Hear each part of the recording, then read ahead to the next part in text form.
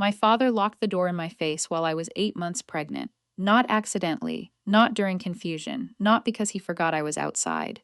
He looked through the glass, saw me standing on the porch in the rain with one hand on my stomach, and turned the deadbolt. Behind him, I could hear music, laughter, people clapping because my brother's wife had just opened another expensive baby gift they could not afford. Inside the house, my family was celebrating my brother's unborn son like royalty. Outside, I was barefoot on the porch, shaking from cold, begging my father to let me back in. Dad, I said, my voice breaking, please open the door. He did not. He stood there with his hand on the lock and said, You can come back in when you stop acting selfish. Then he walked away. For a few seconds, I could only stare through the glass. My mother avoided looking at me. My brother smiled like he had won something. His wife held a white envelope in one hand and my grandmother's diamond bracelet in the other, the same bracelet my grandmother left to me. The same envelope that contained documents they had tried to force me to sign less than 10 minutes earlier. Then a sharp pain tore through my lower back, so strong I doubled over and grabbed the porch railing. Rainwater ran down my face. At first, I thought I had wet myself from fear. Then I looked down. My water had broken. I was standing outside my parents' house in a thunderstorm, 8 months pregnant, locked out by my own father while my family pretended not to hear me screaming. But what they did not know was that the camera above the porch had recorded everything, every word, every threat, every second. And 20 minutes later, when the police arrived and played the doorbell footage right there in the driveway, the entire baby shower went dead silent. My name is Clara Whitmore. I was 32 years old when my father decided my brother's baby shower mattered more than my life and my daughter's. Before I tell you how that doorbell footage turned my family's perfect little celebration into a criminal investigation, tell me in the comments, what would you have done if your own father locked you outside while you were pregnant? Would you ever forgive him? Comment open the door if you already know no family celebration is worth someone's safety. And subscribe if you want more emotional revenge stories where the quiet daughter finally stops protecting the people who never protected her. My brother Jace was the kind of son families build myths around. Not because he deserved it, because my parents needed him to. He was handsome, loud, charming, and useless in a way people kept calling potential. When he failed a class, my mother said the teacher didn't understand him. When he crashed my father's truck at 19, my father said boys make mistakes. When he quit 3 jobs in 1 year, my parents said he was still finding his path. When I worked 2 jobs through college, graduated with honors, bought my first apartment, and became a certified financial planner before 30, my father said, Don't get too proud. Women who act too independent end up alone. That was my family. Jace was the investment. I was the emergency fund. Growing up in Tulsa, Oklahoma, our house always revolved around him. If Jace had a game, we all went. If Jace wanted takeout, we ordered it. If Jace needed money, my parents found it. If I needed anything, they told me I was smart enough to figure it out. By the time I was 16, I was already doing my mother's budget spreadsheets. By 19, I was helping my father negotiate credit card payments. By 25, I had quietly paid off the medical bill my mother hid from him. Not once did anyone say thank you in a way that felt like gratitude. They said things like, You're good with money, or You don't need help the way Jace does, or my favorite, family supports family. Funny how family support always seemed to move in one direction. From me to them, never back. When I married Ryan, everything changed for me, but nothing changed for them. Ryan was calm, patient, and the first man I ever loved who did not treat my competence like a resource. He worked as a civil engineer, the kind who noticed cracks in bridges before anyone else cared enough to look. Maybe that is why he understood me so quickly.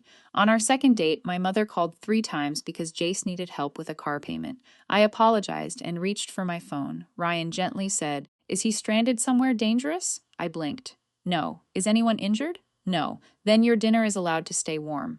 That sentence nearly made me cry. No one had ever told me my meal mattered more than someone else's inconvenience. When I got pregnant 2 years later, I hoped becoming a mother would soften my parents toward me. That was foolish. Pregnancy did not make them kinder. It made them more interested in what my daughter might bring into the family. My grandmother, Eleanor, had died 6 months before I found out I was pregnant. She was my father's mother and the only person in that side of the family who ever saw me clearly. Grandma Eleanor had been sharp, elegant, and impossible to manipulate. She taught me how to balance a checkbook, how to read contracts, and how to smile at someone while refusing them completely. She used to say, Clara, never sign anything just because someone is watching. After she died, my father told everyone she had left behind a few personal items. That was not true. She left me 3 things. her diamond bracelet, a savings bond portfolio worth more than anyone expected, and a small rental property on the edge of Tulsa that had been in her name for 40 years. My father hated that. He did not say it directly. He called it surprising. My mother called it a lot for one person. Jace called it unfair. I called it mine. Grandma Eleanor's attorney made everything clear. The property, the portfolio, and the bracelet were left solely to me, not to my parents, not to the family, and definitely not to Jace. For a while, I kept the details quiet. Then Jace's wife, Marissa, got pregnant. Suddenly, my inheritance became a family conversation. Marissa was beautiful in a polished social media way. Perfect hair, perfect nails, perfect nursery inspiration boards, and absolutely no shame about wanting other people to fund her dreams. She and Jace announced their pregnancy at a restaurant where my father paid the bill with a card I had quietly helped him keep from defaulting. My mother cried. My father stood and hugged Jace like he had personally saved the bloodline. When Ryan squeezed my hand under the table, I knew he had noticed what I had noticed. Nobody had reacted that way when we told them I was pregnant. My mother had said, "That's nice, honey." My father had asked whether I planned to keep working. Jace had joked that my kid would probably come out with a spreadsheet. But Marissa's baby? That was the prince. The baby shower planning began within days. Not a simple shower. A royal production, balloon arch. Catered brunch, custom cake Dutton stars, crib registry, a professional photographer, a blue and gold theme because Marissa said her son deserved classic elegance. She called my mother every day. My mother called me after each one. "Clara, can you cover the dessert table? Marissa has her heart set on it." "Clara, can you help with the photographer deposit? Clara, your brother is stressed. Maybe you could do something special for him." I said no the first 3 times. On the 4th call, my father got on the line. "You have that inheritance now," he said. I was sitting at my kitchen table, 8 months pregnant, organizing hospital paperwork. "That inheritance is for my daughter's future," he scoffed. "Your daughter isn't even born, and Jace's son is." Silence, then his voice hardened. "Don't start acting superior because my mother made a mistake in her will." There it was, a mistake. Grandma Eleanor choosing me was a clerical error in their eyes. I hung up. That should have been the end. But families who are used to taking do not hear no the first time. They hear it as a delay. The baby shower was held at my parents' house because my mother wanted everyone to see the new patio furniture. I had paid for half of it the year before, after she cried about wanting one nice place for family memories. That detail mattered later. Ryan was supposed to come with me, but an emergency inspection at a bridge site kept him late. He offered to skip it. I told him not to. "I'll go for an hour," I said. "Smile, drop off the gift, leave." He looked worried. "Call me if your father starts." I laughed softly. When does he not? I wore a pale green maternity dress because it was one of the few things that still fit comfortably. My ankles were swollen, my back hurt constantly, and our daughter had recently discovered the joy of kicking my ribs at midnight. Still, I drove to the house with a wrapped baby blanket in the passenger seat and a foolish hope that maybe, just maybe, everyone would behave. The moment I arrived, I knew I was wrong. The driveway was full, neighbors, relatives, church friends, Marissa's coworkers. A photographer taking pictures near the balloon arch, a blue sign on the porch that said, "Welcome, baby King Whitmore." King not his name, his title, apparently. I stepped onto the porch and looked up at the doorbell camera. I had installed that camera for my parents 6 months earlier after my mother complained about package theft. I paid for the device, set up the account, connected it to my phone, and gave my father access. What he never knew was that I kept the administrator account under my email. Not because I planned anything, because my father hated passwords and always forgot them. That camera became the only witness in the family who told the truth. Inside, the house smelled like vanilla cake, lilies, and expensive perfume. My mother saw me and said, "Oh good, you made it." Not hello, not you look tired, just good, like I had arrived for my shift. Marissa sat in the living room surrounded by gifts, wearing a white dress and a sash that said Mama of the Prince. Jay stood beside her opening envelopes and cards like a man running a small fundraiser. My father was near the fireplace, holding court with relatives, bragging about Jace, finally stepping into manhood. I almost turned around, then my cousin Elise hugged me. "You okay?" she whispered. "I'm fine." She looked at my belly. "No, you're pregnant at a Whitmore event. That's not fine." I smiled because she was the only one who understood the danger of the room. For the first hour, I kept my distance. I ate fruit from a paper plate, answered polite questions, listened to people praise Jace for assembling a crib he had not bought. Then my mother tapped a spoon against a glass. "Everyone, before we cut the cake, we have one more special family moment." My stomach tightened. Jace looked at me. Marissa smiled too brightly. My father walked toward the front of the room holding a folder, a legal folder. Cream-colored, the kind attorneys use for documents. I knew immediately no. He said, "As many of you know, my mother Eleanor cared deeply about family legacy." My cousin Elise looked at me from across the room. Her face changed. She knew too. My father continued, "She left certain assets in a way that created confusion." Confusion, that was what he called a signed will. "Today," he said, "we want to correct that confusion and bless the next generation properly." My mother handed Marissa my grandmother's diamond bracelet. My bracelet, Marissa slipped it onto her wrist and held it up for everyone to admire. People clapped. My ears rang. I stepped forward. "Take that off." The room went quiet. Marissa blinked. "What?" "That bracelet belongs to me." My mother laughed nervously. "Clara, don't be dramatic. We're just letting Marissa wear it for the photos." My father opened the folder. "And after today, it will represent unity." He pulled out documents. I saw the heading before he angled them away. Family Asset Reallocation Agreement. I looked at him. "What is that?" Jace stepped forward. "Just paperwork to transfer Grandma's rental property into a family trust for the kids." "The kids?" "Your daughter and our son," he said quickly. "Equal benefit." I took the document from his hand before he could stop me. It did not say equal benefit. It transferred management control of the rental property to Jace as trustee. It listed Marissa as authorized beneficiary guardian. It gave my parents advisory control. My name appeared at the bottom. Signature required. My daughter, unborn, had no protection in the document at all. I looked up slowly. "You tried to trick me into signing away Grandma's property at a baby shower." My father's face tightened. "Watch your tone." People shifted uncomfortably. The photographer lowered his camera. Marissa put one hand protectively over her belly, as if I were the threat. Jace whispered, "Don't make a scene." I laughed once. "You made the scene. You invited witnesses." My mother grabbed my arm. "Clara, please. Just sign it. Your brother needs stability." I pulled away. "My daughter needs a mother who can say no." That was the sentence that changed the room. My father's face darkened. He had never liked being defied publicly, especially not by me. "You have become selfish since that old woman died," he said. "Grandma left it to me because she knew exactly who you were." The silence after that was sharp. Jace's smile vanished. Marissa's eyes filled with performative tears. My mother gasped as if I had slapped her. My father stepped closer. "Get out." I stared at him. "What? If you can't support your brother, get out." "I'm 8 months pregnant." "Then you should have thought about that before ruining his day." Elise moved toward me. My father pointed at her. "Stay out of it." Then he grabbed my wrist. Not hard enough to bruise, but hard enough to remind everyone whose house he thought this was. He pulled me toward the front door. I tried to steady myself, but my balance was terrible now. "Dad, stop." He opened the door and pushed me onto the porch. My bare foot slipped out of one sandal. Rain had started, cold, heavy spring rain, the kind that hits fast in Oklahoma and turns the air silver. I turned back. "Give me my phone." My purse was still inside, so were my keys, so were my shoes. My father stood in the doorway. "You can come back in when you apologize and sign." Then he closed the door. I heard the lock turn. At first, I thought someone would stop him. My mother, Jace, a relative, anyone. Through the side window, I saw people standing frozen, holding plates and drinks. Unsure whether to intervene because the situation had crossed from family drama into something ugly, Marissa sat down with one hand on her stomach and the bracelet still on her wrist. Jace was talking fast to guests, probably saying I needed to calm down. My mother was crying. "Not for me, for the ruined party." I banged on the door. "Open it." No answer. "Dad, my purse is inside. My phone is inside." No answer. A contraction hit, not like the mild practice ones I had felt before. This was deep and wrong and powerful. I grabbed the railing.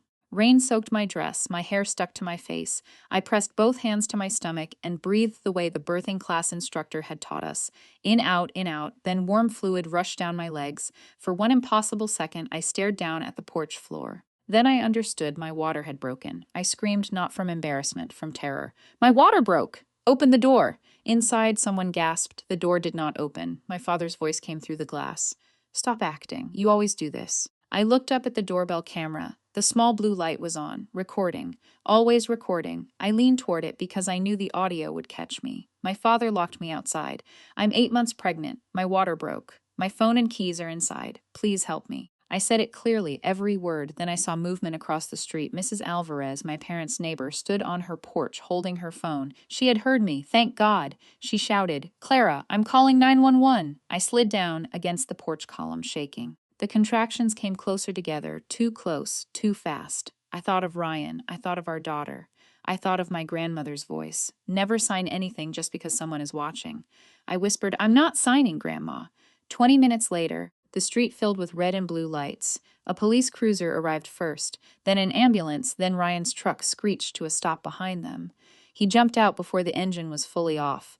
When he saw me on the porch, soaked and curled around my stomach, his face changed in a way I will never forget. Not anger first, horror, then something colder purpose. He ran to me. "Clara, look at me. Are you hurt?" My water broke. "I know. I'm here."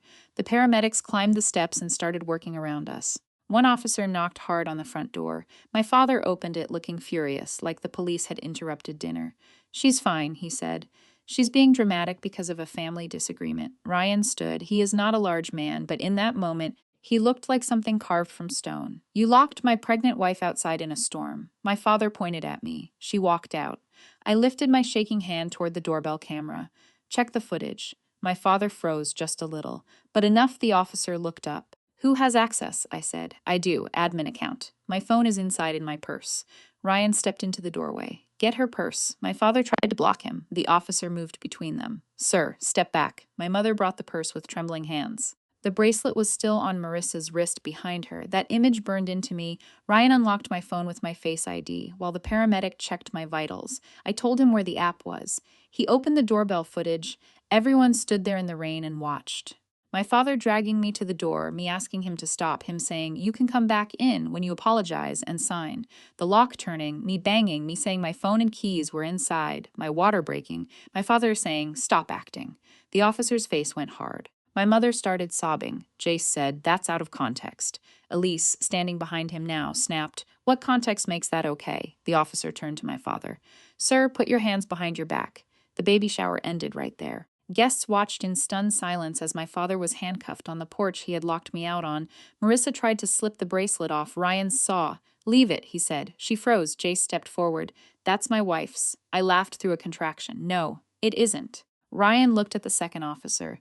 They attempted to force my wife to sign legal documents transferring inherited property. They also have stolen jewelry on site. Jace's face went pale. The officer said, "We'll sort that out after medical transport." I was loaded into the ambulance minutes later. Ryan climbed in beside me. The last thing I saw before the doors closed was my father sitting in the back of a cruiser, my mother crying on the porch, Jace arguing with an officer, and Marissa standing under the balloon arch with Grandma Eleanor's bracelet still glittering on her wrist like evidence. At the hospital, everything moved fast. Too fast. The contractions were strong, and our daughter's heart rate kept dipping. Doctors used calm voices, which scared me more than panic would have. Ryan stayed beside me until they took me into surgery. Before the doors closed, he pressed his forehead to mine and said, "You and our daughter are the only family I care about right now." Our daughter was born that night, small, early. Furious, she came out screaming like she had opinions about the entire family.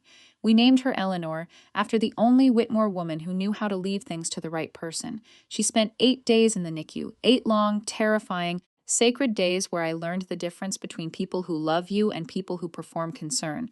Ryan never left unless a nurse forced him to shower. Elise brought clothes, food, documents, and my grandmother's bracelet after police logged it and released it back to me. Mrs. Alvarez came with a blanket she had knitted. My mother called 16 times. I answered none. My father's attorney called Ryan. Ryan hung up. Jace texted me once, "You ruined everything." I looked at my sleeping daughter through the NICU glass and deleted it. The legal consequences unfolded quickly because the footage was clean.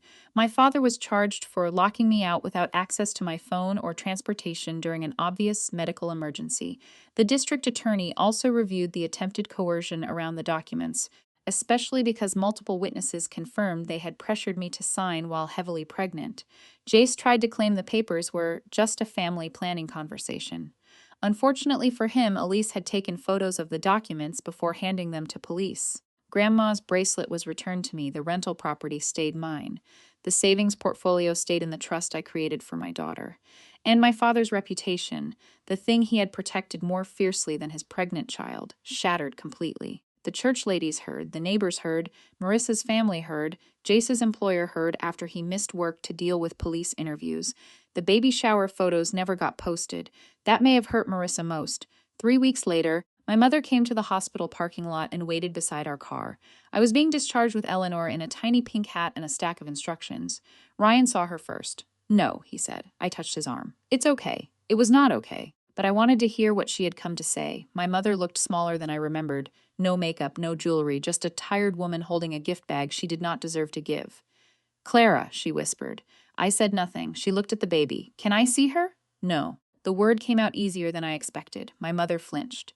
I'm her grandmother. I looked at her then. You were my mother. Her eyes filled. Your father was angry. Everything happened so fast. No, I said. The lock turned slowly. That sentence ended every excuse she had prepared. She looked down. I should have opened the door. Yes, I was scared. So was I.